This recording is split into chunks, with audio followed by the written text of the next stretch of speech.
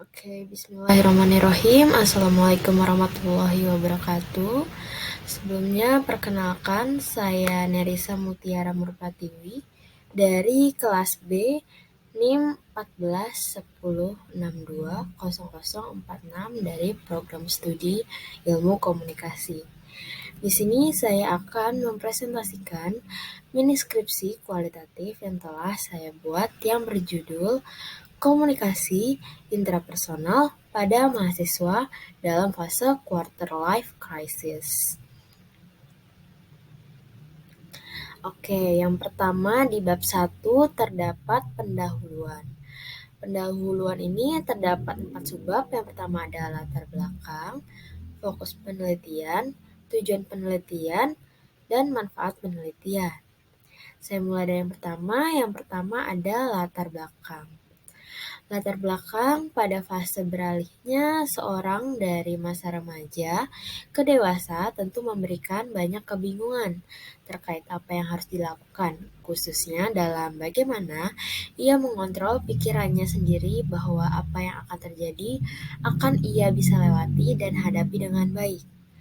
Komunikasi intrapersonal atau yang dimaksud dengan komunikasi dengan diri sendiri merupakan aktivitas berpikir dan mengolah informasi yang nantinya akan diproses melalui otak. Komunikasi intrapersonal juga sekiranya dapat membantu seseorang dalam memahami dirinya sendiri serta dapat mengontrol perasaan yang sedang dialami. Ketika seseorang dapat melakukan komunikasi intrapersonal dengan baik terhadap dirinya sendiri, ia akan lebih mampu mencari jalan keluar terhadap permasalahan yang terjadi pada dirinya sendiri secara lebih solutif. Ini disebutkan oleh Iman tahun 2021. Fase quarter life crisis kerap kali terjadi pada mahasiswa akibat ketidaksiapan dalam proses transisi remaja menuju dewasa. Quarter life crisis dapat ditandakan ketika seseorang menganggap negatif dirinya sendiri, susah dalam mengambil keputusan, kerap kali dilanda kebimbangan, tekanan, cemas, dan kekhawatiran terhadap hubungan sosialnya dengan orang lain. Menginjak umur 20-30 tahun, inilah umumnya seseorang mengalami fase quarter life crisis, mulai dari membandingkan keberhasilan orang lain dengan dirinya sendiri, hingga memandang diri sendiri tidak berhasil adalah salah satu contoh seseorang dalam fase quarter life crisis. Namun, seringkali mereka tidak menyadari hal tersebut dan akhirnya malah menyebabkan krisis jati diri serta perasaan sedih. Hal ini memberikan domino efek pada seseorang seperti mengalami kesepian, dikitnya motivasi diri, dan ketakutan akan kegagalan. Tahapan yang terjadi pada quarter life crisis menurut Oliver Robinson mempunyai 4 tahapan, yaitu yang pertama, merasakan situasi terjebak dalam lingkungan pekerjaan ataupun hubungan. Tahapan yang kedua selanjutnya adalah memiliki pemikiran terkait adanya perubahan. Yang ketiga, mencoba kembali kehidupan yang baru. Dan tahapan yang terakhir pada quarter life crisis adalah memberlakukan prinsip baru hidupnya untuk meraih tujuan. Quarter life crisis dapat terjadi apabila seseorang memperoleh terlalu banyak informasi yang mengganggu ketenangan dirinya dan juga ia tidak dapat menyaring informasi tersebut ke dalam otak. Oleh karena itu, hal ini terikat dengan pentingnya seseorang memiliki kemampuan komunikasi intrapersonal. Kemampuan komunikasi intrapersonal ini dapat berfungsi sebagai penyaring serta pemilah informasi yang masuk ke dalam otak. Selain itu, komunikasi intrapersonal juga dapat menjadi pengontrol diri agar tidak terlalu banyak memperoleh informasi. Selanjutnya, subbab yang kedua ada fokus penelitian. Fokus penelitian yang dilakukan pada penelitian ini adalah untuk mengetahui bagaimana komunikasi intrapersonal pada mahasiswa dalam menjalani fase quarter life crisis. Sebab yang ketiga, tujuan dari penelitian ini dibuat adalah untuk mengetahui dan mendeskripsikan komunikasi intrapersonal pada mahasiswa dalam menjalani fase quarter life crisis yang dialaminya. Dan sebab yang keempat, manfaat dari penelitian ini yang pertama ada manfaat akademis. Pada manfaat akademis dimaksudkan untuk dapat memperdalam kajian ilmu komunikasi di bidang komunikasi intrapersonal, khususnya pada bagian bagaimana komunikasi intrapersonal mahasiswa dalam menjalani salah satu fase hidup. Sedangkan manfaat yang kedua yaitu manfaat praktis. Pada penelitian ini, yang dimaksudkan manfaat praktis adalah peneliti maupun pembaca diharapkan dapat menambah pengetahuan dan dapat diterapkan pada kehidupan nyata, serta dapat menjadi sumber untuk penelitian dengan tema dan metode yang serupa. Oke, yang selanjutnya ada pada bab 2 yaitu kajian teori. Di kajian teori ini terdapat 3 subbab utama. Yang pertama ada konsep, yang kedua ada review literatur, dan yang ketiga ada variabel. Dari yang pertama dulu, konsep. Konsep pada penelitian ini adalah psikologi komunikasi, khususnya komunikasi intrapersonal. Pada buku Psikologi Komunikasi milik Jalaluddin Rahmat, disebutkan bahwa proses pengolahan informasi yang terdiri dari sensasi, persepsi, memori, dan berpikir merupakan arti dari komunikasi intrapersonal. Secara garis besar, sensasi adalah proses bagaimana alat indera kita menangkap stimuli atau informasi. Sedangkan yang kedua, persepsi adalah proses bagaimana manusia memberikan makna pada stimuli atau informasi yang ditangkap. Yang ketiga, ada memori, merupakan proses penyimpanan serta pemanggilan dari informasi tersebut. Dan yang terakhir adalah berpikir. Berpikir merupakan cara untuk mengolah dan memanipulasi informasi guna memenuhi kebutuhan serta pemberian respon. Serta quarter life crisis adalah fase dalam hidup di mana seseorang mengalami kecemasan, merasa stuck, dan banyak keraguan dalam dirinya sendiri. Hal ini biasanya terjadi pada awal umur 20-an hingga akhir 20-an. Subbab yang kedua selanjutnya terdapat review literatur. Di sini saya akan menyebutkan beberapa penelitian terdahulu yang berfungsi sebagai referensi pada penelitian yang dilakukan. Di antaranya yang pertama ada berjudul Komunikasi Intrapersonal Single Parent dalam Menghadapi Stigma Perceraian.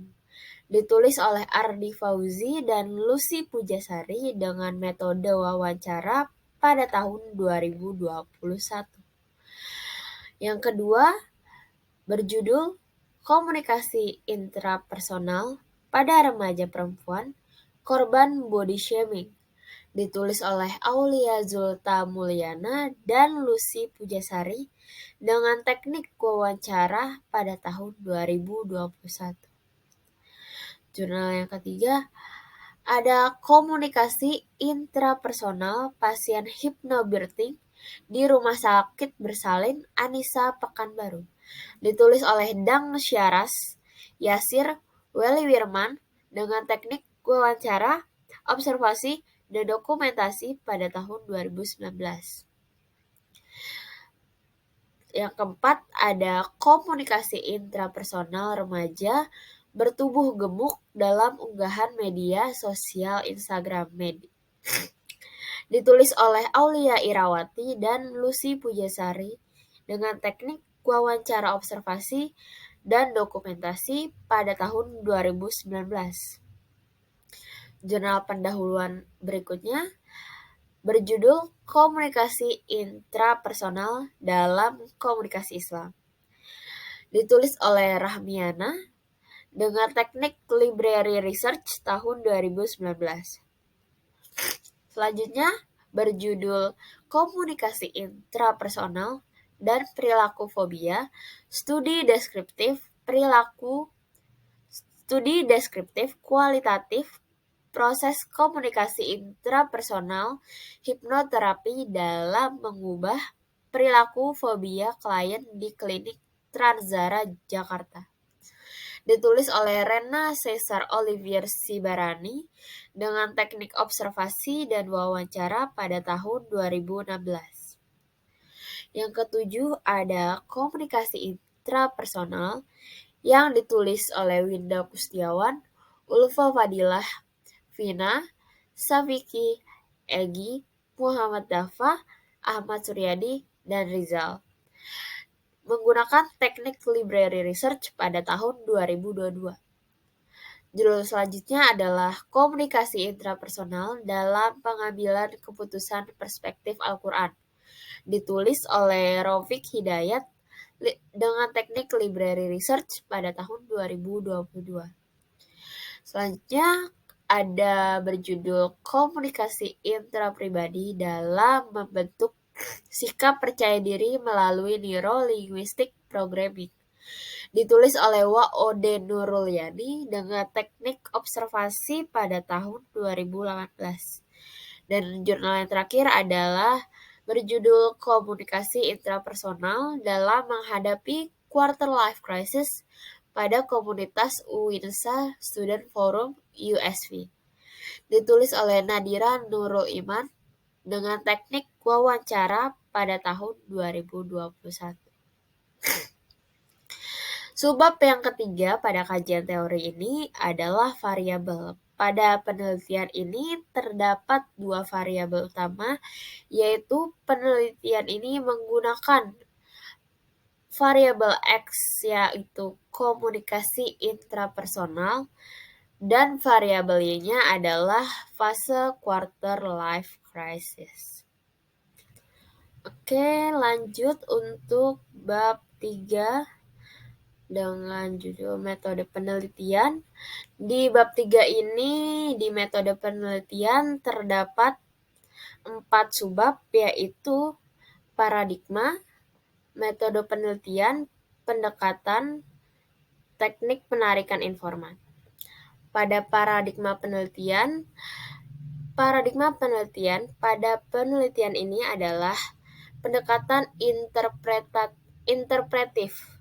Paradigma interpretif akan memberikan pandangan bahwa sebuah kenyataan merupakan hasil dari konstruksi pikiran dari manusia itu sendiri. Oleh karena itu, pendekatan ini dimaksudkan untuk memahami bagaimana komunikasi intrapersonal pada mahasiswa dalam menjalani fase quarter life crisis. Yang kedua ada pendekatan penelitian. Pendekatan pada penelitian ini memakai pendekatan penelitian fenomenologi. Pendekatan fenomenologi ini akan menyediakan data terlengkap dan sangat deskriptif, sehingga hal ini akan menyediakan proses penelitian yang ideal untuk memunculkan representasi kognitif ditulis oleh di buku Creswell pada tahun 2007. Penelitian ini menggunakan pendekatan fenomenologi karena ingin memahami fenomena yang dialami oleh objek penelitian. Dalam hal ini adalah peneliti akan meneliti bagaimana komunikasi intrapersonal pada mahasiswa dalam fase quarter life crisis. Subbab yang ketiga, selanjutnya metode penelitian. Metode penelitian yang dipakai pada penelitian ini adalah penelitian kualitatif. Penelitian kualitatif merupakan penelitian yang tidak terstruktur dan berdasarkan sampel kecil untuk memberikan wawasan terkait masalah yang sedang diteliti. Sebab yang keempat, ada teknik penarikan informan. Teknik yang dilakukan pada penarikan informan dalam penelitian ini adalah teknik purposive sampling, yang mana subjek dalam penelitian ini adalah mahasiswa dan mahasiswi aktif Program Studi Ilmu Komunikasi Universitas Negeri Jakarta angkatan 2020 dengan rentan umur 19 sampai 23 tahun. Dengan objek penelitiannya yaitu komunikasi intrapersonal pada mahasiswa dalam fase quarter life crisis. Sebab selanjutnya pada metode penelitian adalah metode pengumpulan data. Pada metode pengumpulan data dilakukan dengan menggunakan teknik wawancara mendalam. Wawancara mendalam ini tentunya dilakukan untuk mendapatkan data secara lengkap dengan informasi detail dari informan yang telah dipilih.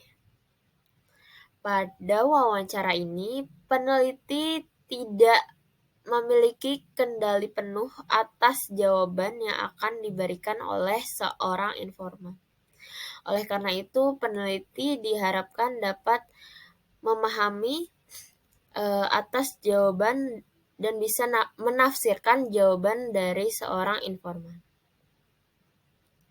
Subbab selanjutnya, metode pengukuran data.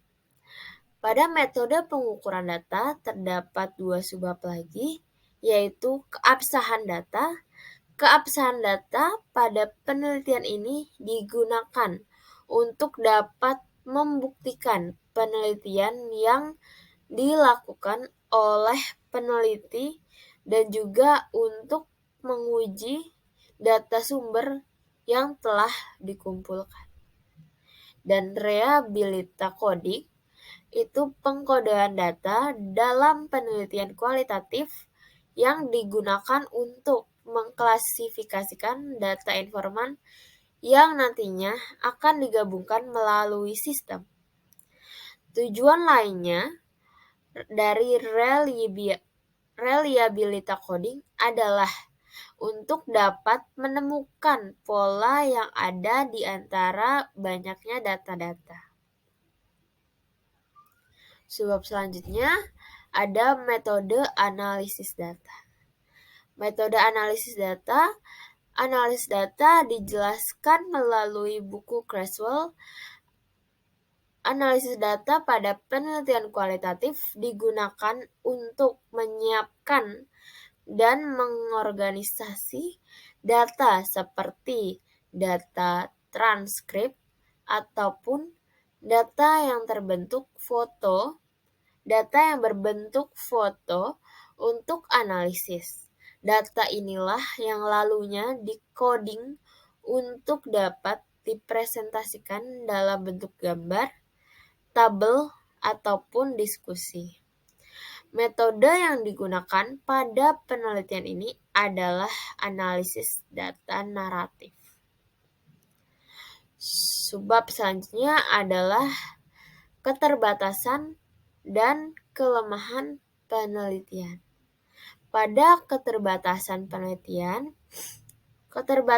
pada penelitian ini adalah penelitian ini hanya berfokus pada mahasiswa yang sedang berada di fase quarter life crisis-nya, sedangkan seseorang yang mengalami fase quarter life crisis biasanya baru dapat mulai rentan awal 20-an sampai akhir 20-an.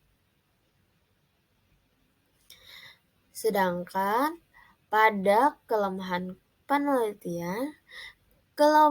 pada penelitian ini adalah pengumpulan data oleh informan hanya dilakukan dengan metode wawancara, dan variabel yang digunakan pada penelitian ini bukan satu-satunya faktor yang dapat berfungsi untuk menghadapi fase quarter life crisis.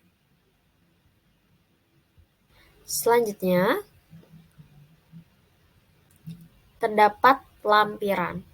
Di lampiran ini terdapat dua subbab, yaitu data masalah dan pertanyaan wawancara. Pada data masalah atau uniqueness proposal, keunikan yang terdapat pada proposal ini adalah bagaimana komunikasi yang terjadi di antara dirinya sendiri dapat menjadi sebuah usaha ataupun cara untuk dapat melewati fase quarter life crisis pada mahasiswa. Dan yang kedua, pertanyaan wawancara. Berikut beberapa pertanyaan yang dilampirkan pada wawancara yang bersama informan. Yang pertama adalah, apakah Anda mengetahui apa itu quarter life crisis? Yang kedua, apakah Anda merasa sedang berada di fase quarter life crisis? Yang ketiga, bagaimana cara Anda mengontrol atau berbicara dengan diri sendiri untuk melewati fase quarter life crisis yang sedang Anda alami? Dan yang keempat, bagaimana cara Anda mengelola informasi yang didapatkan dari luar agar tidak mempengaruhi diri Anda? Dan yang terakhir, kelima, apakah Anda merasa terpengaruh dengan sugesti diri Anda sendiri dalam melewati fase quarter life crisis?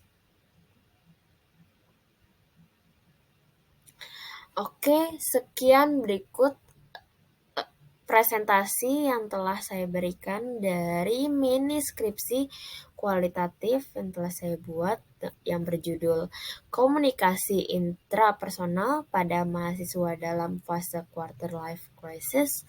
Semoga dengan mini skripsi ini dapat memberikan manfaat pengetahuan baru bagi pendengar, pembaca, ataupun saya sendiri. Sekian, wabillahi taufiq wal hidayah. Wassalamualaikum warahmatullahi wabarakatuh. Terima kasih banyak.